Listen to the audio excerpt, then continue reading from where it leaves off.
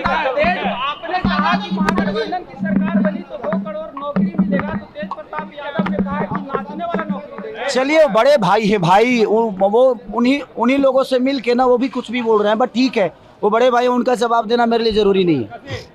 Sir, Pawan Singh लगातार आप पे सर तंज कस रहे हैं, पहले उन्होंने ये तंज कसा और अब निरहुआ भी बीच नहीं हट रहे, कह रहे हैं कि रवि किशन जी ने आईफा जीता है, आप उनको कहिए कि आईफा वो जीतेंगे। ग्रेजुएशन किया है उन्होंने ग्रेजुएशन किया है, उनसे पूछिए। देखिए एक बात बताएं, मैं गरीब का बेटा हूं, मेरे पास औकात नहीं थी कि मैं ग्रेजुएशन कर सकूं। वो अमीर के बेटा थे, वो तो पीएचडी भी कर सकते हैं।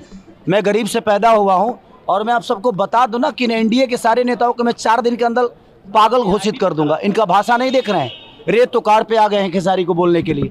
मैं इनको रेतोकार नहीं करूंगा क्योंकि मैं संस्कारिक बेटा हूं और संस्कारिक माँ बाप का बेटा हूं, तो मेरे अंदर कभी शालीनता ऐसी नहीं होगी। दिनेश लाल यादव निरहुआ आपको कह रहे हैं कि कोई ऐसा ठगा नहीं जिसको खेसारी ने ठगा नहीं, क्या ठगे हैं आप? अब पता नहीं, उन्हीं से पूछिएगा कि उनको कितना ठगा हूं मैं।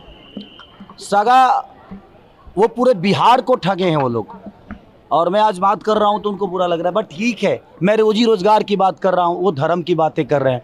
मैं धर्म विरोधी कभी ना था, ना हूं, ना कभी रहूंगा। मैं जय श्री राम अभी बोल रहा हूं, जय श्री राम, बट जय श्री राम में मेरा ये बेरोजगारी छुपा है। भाई मैं पूरी दुनिया से बोलवा दूं जय श्री राम, लेकिन इनको धर्म के आड़ में वोट लेना है, उसकी चर्चा ये हमेशा से धर्म के नाम, मंदिर मस्जिद के नाम। मैं धर्म विरोधी कभी नहीं रहा। मैं राम पे गाना गाया हूँ, मैं राम का एक्ट किया हूँ, मैं राजा राम मूवी किया हूँ। मैं ये कह रहा हूँ धर्म के नाम पे आप वोट मत मांगो। धर्म जरूरी है, लेकिन हमें कर्म करने के लिए शिक्षा भी ज़रूरी है, अस्पताल भी ज़रूरी है। ये कौन बनाएगा? ये इसके लिए का दूसरे को वोट देंगे? हम सब आपको वोट दिए हैं हर चीज़ करने के लिए, तो आप हर चीज़ पे बात करो ना। आप रोजी रोजगार पे बात करते नहीं, आप सिर्फ मंदिर मस्जिद पे बात करते हो। ये मुद्दे को भटकाते हैं दूसरी तरफ, हर बार जंगल राज की बात करते हैं। आज जो बच्चे शिक्षा से दूर हैं वो 20 साल के बच्चे हैं, और 20 साल से किसकी सरकार है? मानिए हमारे चाचा नीतीश कुमार जी की। अब सोचिए बेरोजगारी से कौन मर रहा है? आज जो 20 साल के बच्चे हैं वो मर रहे हैं। तो मैं वही तो सवाल कर रहा हूँ कि आप जंगल राज की बात, हमारे पापा जंगल राज के हो सकता है हिस्सा होंगे, भाई मैं नहीं था, तो मुझे प्रॉब्लम हो रही है, मेरे आने वाले भविष्य की प्रॉब्लम हो रही है, मैं उस पर चर्चा करता हूँ। तो ये अब मेरे को धर्म विरोधी बता देते हैं कि आप धर्म विरोधी हो। मेरा हमेशा से यही रहा है कि भाई, अगर मैं आज माइक के सामने आप सबको बोल रहा हूँ कि आज पूरे एनडीए के नेता और ये स्टार प्रचारक जो 4 हमारे बड़े भाई हैं, ये प्रेस कॉन्फ्रेंस करें और कह दें कि कल से फैक्ट्री का शिलान्यास यहाँ पे होगा, कल से बेहतर कॉलेज बनेगा, शिलान्यास होगा। मैं वादा करता हूँ जीवन में कभी चुनाव नहीं लड़ूंगा और ना ही शपथ ग्रहण कर पाऊंगा और ना ही सर्टिफिकेट लेने में कहीं जाऊंगा। और आजीवन अगर मेरे सर्टिफिकेट लेने में ही इनका छुपा हुआ है बेरोजगारी छुपा हुआ है, ये मुझे दोषी बना रहे हैं बेमतलब का, ये मुझे टारगेट कर रहे हैं। भाई मुझे टारगेट मत करो। बिहार बेरोजगारी से डूब रहा है, शिक्षा से दूर है, अस्पताल से दूर है, उस पर बात करो ना आप। सर एक आखिरी सवाल रहेगा सर कि क्या लग रहा है, हम लगातार प्रचार में जा रहे हैं, महागठबंधन की सरकार बनने जा रही है बिहार में? आपको नहीं लग रहा है? मैं तो पहले चरण में 100 में 100 हैं हम ही, बाकी कोई नहीं है। और आप देखिएगा खेसारी के आने के बाद सरकार बदलेगी। आप भाषा इनकी नहीं देख रहे हैं, किस हिसाब से बोल रहे हैं। अब ये रेतोकार पे आ गए। आप बड़े हैं लेकिन भाषा का मर्यादा आपको होना चाहिए। तो मुझे लगता है कि ये सारे के सारे बौखलाए हुए हैं, ये पार्टी के हैं।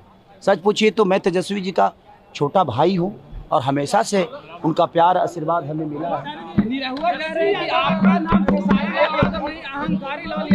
चलिए वो कुछ भी, मैं क्या बोला कि उनकी भाषा की गरिमा देखिए कि वो बड़े भाई होकर और किस भाषा का इस्तेमाल कर रहे हैं। इसका मतलब नहीं लग रहा है। मैं क्या बोला, 4 दिन के अंदर इस सारों को पागल कर दूंगा, मैं सबको पागल घोषित करवा दूंगा।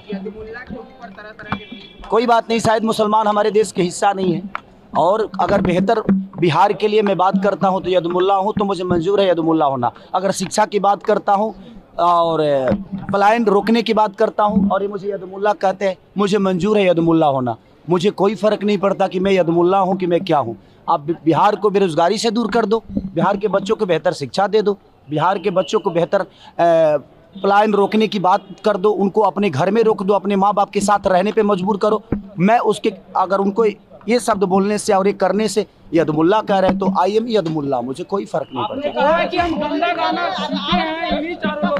बिल्कुल सीखा हूँ भाई, आगे यही थे ना। और जहाँ तक कह रहे हैं ना कि उन्होंने ये जीता है, उन्होंने वो जीता है, तो भाई मेरे से पहले तो रवि जी के बाद आप आए थे ना, तो आप क्या क्यों नहीं जीत लिए? तो आप नहीं जीते तो हम भी छोड़ दिए, हम नहीं जीतता हूँ, रहने दो, इसलिए मैं भी नहीं जीता। सर वोट चोरी के ऊपर लगातार सवाल उठ रहा है।